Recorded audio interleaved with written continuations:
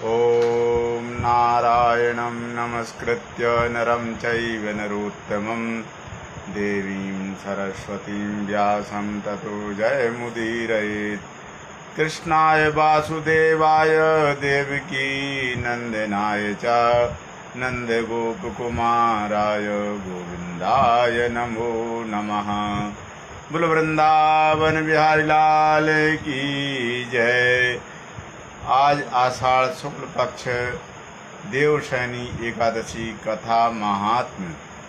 युधिष्ठिर जी ने पूछा कि हे भगवान, आषाढ़ के शुक्ल पक्ष में कौन सी एकादशी होती है, उसका नाम और विधि क्या है, यह बतलाने की कृपा करें। भगवान श्री कृष्ण बोले कि हे राजन, आषाढ़ के शुक्ल पक्ष की एकादशी का नाम हरिशयनी है। मैं उसका वर्णन करता हूँ। वह महान पुण्यमयी और स्वर्ग और मोक्ष प्रदान करने वाली और सब पापों को हरने वाली तथा उत्तम व्रत है। आषाढ़ शुक्ल पक्ष में हरिशयनी एकादशी के दिन जिन्होंने कमल पुष्प से कमल लोचन भगवान श्री विष्णु का पूजन तथा एकादशी का उत्तम व्रत किया है, उन्होंने तीनों लोगों और तीनों सनातन देवताओं का पूजन कर लिया।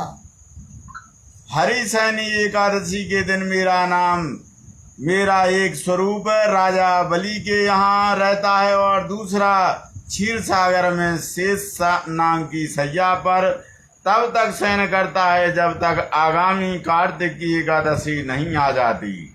अतः आषाढ़ शुक्ला एकादशी से लेकर के और कार्तिक शुक्ला एकादशी तक मनुष्य को भली भांति धर्म का आचरण करना चाहिए। जो मनुष्य इस व्रत का अनुष्ठान करता है वह परम गति को प्राप्त होता है। इस कारण से यत्न पूर्वक और इस एकादशी का व्रत करना चाहिए। एकादशी की रात में जागरण करके और शंख चक्र और गदा धारण करने वाले भगवान विष्णु की भक्ति भाव पूर्वक पूजा करनी चाहिए और ऐसा करने वाले पुरुष के पुण्य की गणना करने में चतुर्मुख ब्रह्मा जी भी असमर्थ हैं। हे राजन, जो इस प्रकार भोग और मोक्ष प्रदान करने वाले सर्व पापहारी एकादशी के उत्तम व्रत का पालन करता है, वह जाति का चांडाल होने पर भी और संसार में और सदा मेरा प्रिय करने वाला है। जो मनुष्य दीपदान, पलाश के पत्ते पर भोजन और व्रत करते हुए और चौमासा व्यतीत करते हैं, वे मेरे प्रिय हैं और चौमासे में भगवान विष्णु सोए रहते हैं। इसलिए मनुष्य को भूमि पर शयन करना चाहिए। सावन में साग, भादों में दही, कुंवर में दूध और कार्तिक में दाल का त्याग कर देना चाहिए। अथवा जो चौमासे में ब्रह्मचर्य का व्रत पालन करता है वह परम गति को प्राप्त होता है। हे राजन युधिष्ठिर, एकादशी के व्रत से ही और मनुष्य सब पापों से मुक्त हो जाता है।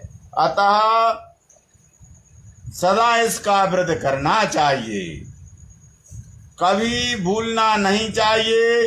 हरिशयनी और प्रबोधनी के बीच में जो कृष्ण पक्ष की एकादशियां होती हैं, गृहस्थ के लिए और वे ही व्रत रखने योग्य हैं। अन्य मासों के कृष्ण पक्ष और एकादशी गृहस्थ के लिए रखने योग्य नहीं होती हैं। शुक्ल पक्ष की एकादशी सभी करनी चाहिए। इति श्री एकादशी व्रत कथायाम बोलो कृष्णचंद्र जी भगवान की जय। कृष्णाय वासुदेवाय देवकी नंदनाय च नंद गोप कुमाराय गोविंदाय नमो नमः। आज से जो है सूर्य नारायण भगवान दक्षिणायन में चले गए हैं और ये दक्षिणायन और उत्तरायण देवशयनी एकादशी से लेकर के और मकर संक्रांति तक कर्क राशि से लेकर के